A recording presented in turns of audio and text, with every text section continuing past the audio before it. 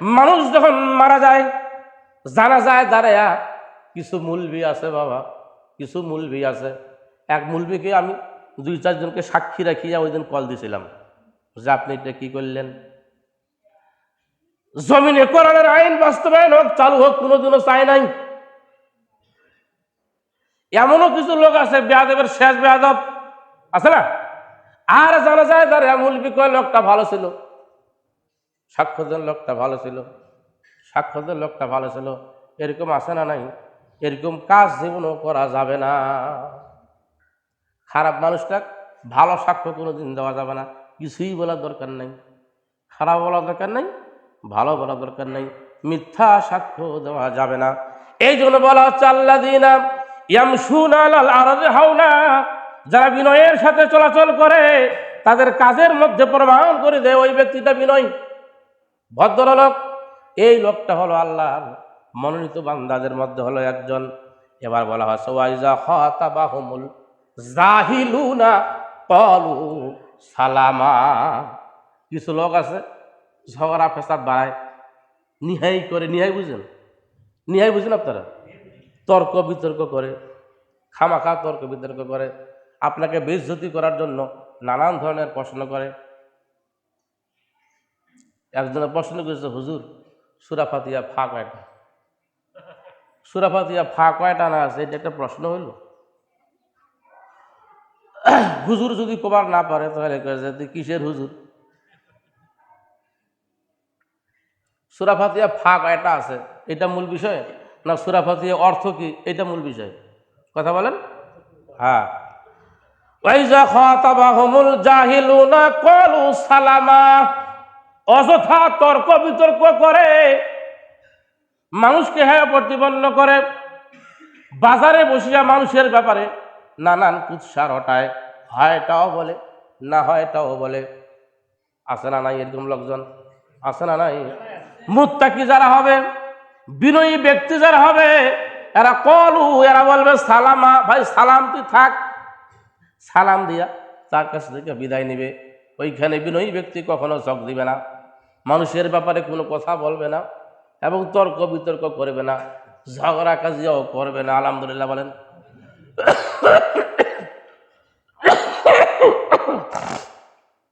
ওয়াইজা খাতাবাহুমুল জাহিলুনা ক্বালু সালামা, যারা হবে এরকম ব্যক্তি, যারা সালাম দিয়ে ফিরে আসবে, আল্লাহ বলেন সেই ব্যক্তি হলো আমার প্রিয় বান্দা, আমার মনোনীত বান্দা। আলহামদুলিল্লাহ বলেন। 4 নম্বরে হলো ওয়াল্লাযিনা ইয়াবিতুনা লিরাব্বিহিম। আলহামদুলিল্লাহ বলেন। যাহারা ইয়াবিতুনা, রাত্র জাগরণ করে, লিরাব্বিহিম, তাহার রবের জন্য, রবের উদ্দেশ্যে, সুজদাউ ওয়া কিয়ামা, সেজদা এবং দাঁড়ানো অবস্থায়। আলহামদুলিল্লাহ বলেন। ফজর নামাজেই পড়ি না, ফজর এই ফরজ, ফরজ নামাজে আমরা পড়ি না, তাহাজ্জুদ পড়ি। ও দেখুন, আল্লাহর মনোনীত বান্দা যারা হবে, গভীর রজনীতে শীতকালে উঠিয়া উজু করিয়া দাঁড়াবে, তাহাজ্জুদের সালাত আদায় করবে, এত বড় বড় সূরা তেলাওয়াত করবে, থুতু মোবারক দিয়ে দাড়ি ভিজে যাবে, পা ফুলে যাবে। আল্লাহ রাব্বুল আলামিন ফেরেশতাদেরকে ডাক দিয়ে বলবেন, ফেরেশতারা শোনো, মানুষ বানাতে যাইয়া তোমরা আমাকে বাধা করেছিলে, বলেছিলে যে আল্লাহ তুমি মানুষ বানাইও না, এরা জমিনে যে কাটাকাটি মারামারি খুন খারাপি করবে, তোমার তাসবিহ তো পড়ার দূরের কথা।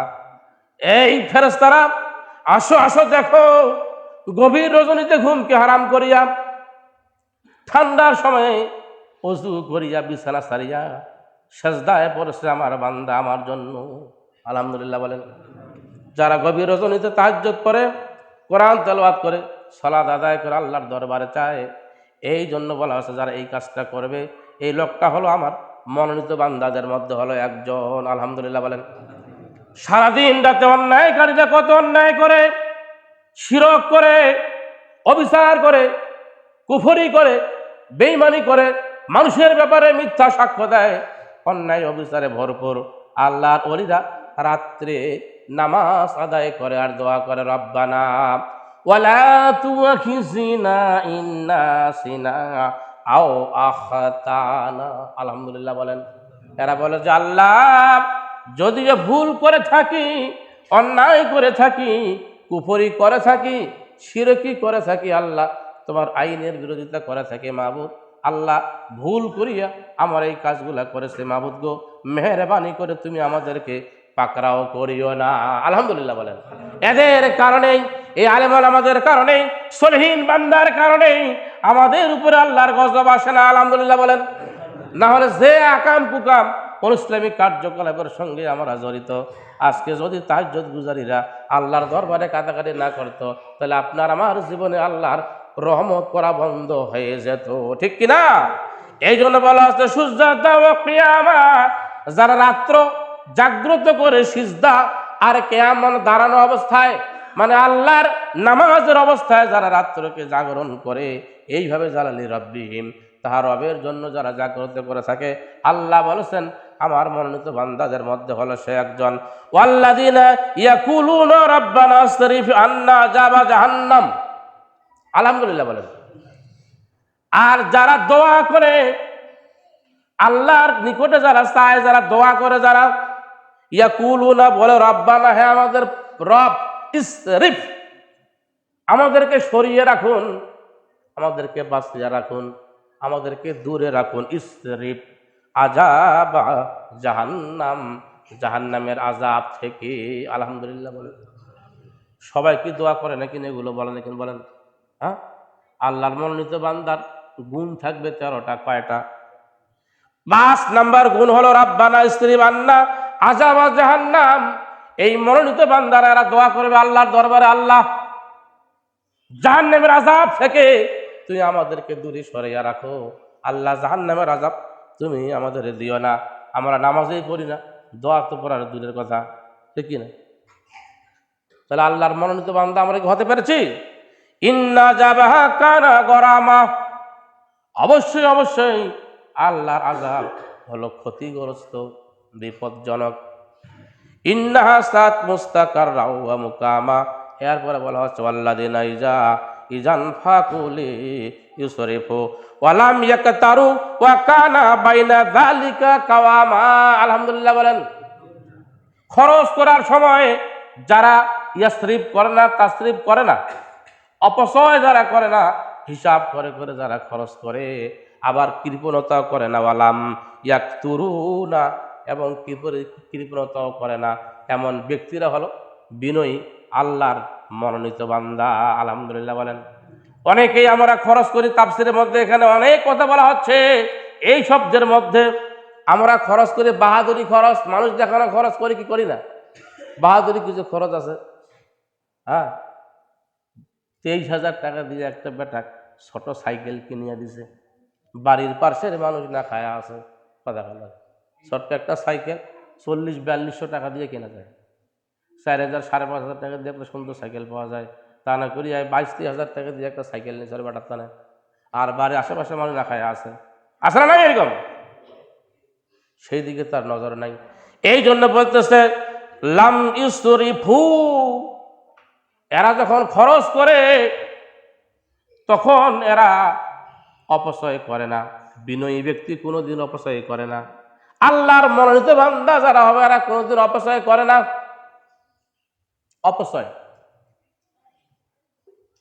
আত্মীয় স্বজন আছে, এত বাজার খরচ যেটা প্রয়োজন নাই সেগুলো মেহমানকে দেখানোর জন্য অপচয়।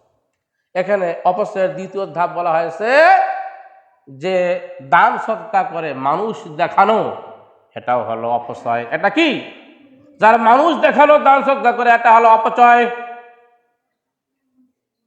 ইমাম সাহেব অথবা মাহফিলের বক্তা বলেছেন সলিমউদ্দিন দিয়েছে 5,000, পার্শ্বে বসে আছে কলিমউদ্দিন, চিন্তা করে পর থাকি আমার জমিন 5 বিঘা বেশি আছে, দিবার পারুক না পারুক ছাপিয়া কয় যে আমরা দিব 8,000। যদি আল্লাহর উদ্দেশ্য হয় ঠিক আছে, আর যদি মানুষ দেখানো হয়, এখানে বলা হচ্ছে ইউসরিফ, এটাও কি ক্ষতিগ্রস্ত, আমল তো কবুল হবেই না, বরং এটা হলো অপচয়। এটা কি? এটা হলো অপচয়। অপচয় করা যাবে না। খরচ যারা করবে, খরচ করার সময় যারা অপচয় করবে না, আর যারা বখলিতিও করবে না, ওয়া কানা বাইনা যালিকা কাওয়ামা, মধ্যপন্থা যারা অবলম্বন করবে, স্বাভাবিক অবস্থায় যারা থাকবে, এরা হলো বিনয়ী, এরা হলো আল্লাহর মনোনীত বান্দা। আলহামদুলিল্লাহ বলেন। আল্লাহর মনোনীত বান্দার এটা হলো 6 নাম্বার গুণ। 7 নাম্বার গুণ হলো ওয়াল্লাযিনা ইয়াদউনা মা ইলাহান আখার। আলহামদুলিল্লাহ বলেন। এরা যখন কোনো জিনিস চায় একমাত্র আল্লাহর কাছেই চায়, কারো কাছে চায় না। চাইতে হবে কার কাছ থেকে? জুতাও যদি আপনার ছিঁড়িয়া যায়, জুতা ছিঁড়ে গেল পথ চলতে চলতে, এখানে মুসির শরণাপন্ন হওয়ার আগে শরণাপন্ন হতে হবে আল্লাহর। কার? যা আল্লাহ তুমি একটা মুসির ব্যবস্থা করে দাও। আলহামদুলিল্লাহ বলেন।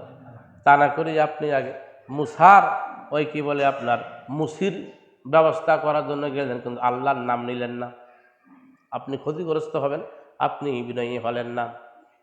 হযরত জাকারিয়া আলাইহিস সালামকে যখন বেঈমানেরা হত্যা করার জন্য অস্ত্র নিয়ে পিছনে পিছনে ছুটছিল, জাকারিয়া আলাইহিস সালাম একটা গাছের পার্শ্বে দাঁড়াইয়া তিনি বলেছিলেন, গাছ রে তুমি আমাকে রক্ষা করো। গাছটার সঙ্গে সঙ্গে ফাঁক হয়ে গেল, দুটি ফাঁক হয়ে গেল। জাকারিয়া আলাইহিস সালাম গাছের ভিতরে প্রবেশ করলেন। কোরআন চিরতে চিরতে যখন মাথা পর্যন্ত চলে আসলো, জাকারিয়া বলতো, আল্লাহ তোমার নবী, কোরআন দিয়ে চিরা যাবে, তুমি কি দেখো না? আমার আল্লাহ রাব্বুল আলামিন বলেন, জাকারিয়া রে তুমি যখন দৌড় শুরু করে দিয়েছিলে, আমার কুদরতি পা মোবারক দুটা তোমার পায়ে আমি লেগে দিয়েছিলাম। মাশরিক থেকে মাগরিব পর্যন্ত, শিমাল থেকে জুনুব পর্যন্ত তুমি যদি একসাথে আলাতুল যদি তুমি দৌড় মারো, আলাতুল আরবি শব্দ, যদি তুমি দৌড় মারো তবুও তোমার কখনো হাফসি লাগিবে না, তুমি কখনো ক্লান্তি হতে না। আলহামদুলিল্লাহ বলো।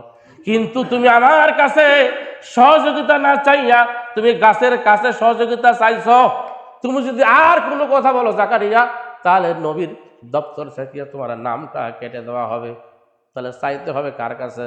জাকারিয়ার একটা ভুলের কারণে শয়তানের করাত দিয়ে তাকে দ্বিখণ্ডিত হতে হয়েছে। যদি আল্লাহর সহযোগিতা চাইতো তাহলে জাকারিয়া গোটা দুনিয়া দৌড় মারতো, কখনো ক্লান্তি হতো না। কাফের বেঈমান মুশরিক ক্লান্তি হয়ে পড়ে যাইতো, ঠিক কিনা? এই জন্য চাইতে হবে কার কাছ থেকে? আল্লাহর মনোনীত বান্দাদের যতগুলো গুণ আছে এদের গুণ হলো আল্লাযিনা লা ইয়াদউনা মা'আল্লাহি ইলাহান আখার, আল্লাহ ছাড়া আর কারো কাছে যাবে না। সন্তান নাই, চাইবেন কার কাছে? কথা বল। টাকা নাই, পয়সা নাই, সম্পদ নাই, চাইবেন কার কাছে? আল্লাহর কাছে। আমাদের দেওয়ার মালিককে, যার কাছে চাবেন, যার মারফতে হোক না কেন, আগে চাইতে হবে আল্লাহর কাছে। আল্লাহর কাছে যারা চায় এরা হলো বিনয়ী, আল্লাহর মনোনীত বান্দাদের মধ্যে হলো একজন। আর আল্লাহর যে সমস্ত ভালোবাসার মনোনীত বান্দা আছে তার এটা হলো আরেকটা গুণ। আলহামদুলিল্লাহ বলেন। আল্লাহ সুবহানাহু ওয়া তাআলা আমাদের সকলকে তৌফিক দান করুক, আল্লাহর মনোনীত বান্দা হওয়ার, মনোনীত বান্দা হওয়ার তৌফিক দান করুক। আমার সকলে বলে আমিন। সবাই যেন আমরা মুত্তাকি হতে পারি, আল্লাহ পাক আমাদের এগুলো মঞ্জুর করুক। আমরা সকলে বলে আমিন। আসসালামু আলাইকুম ওয়া রাহমাতুল্লাহি ওয়া বারাকাতুহু।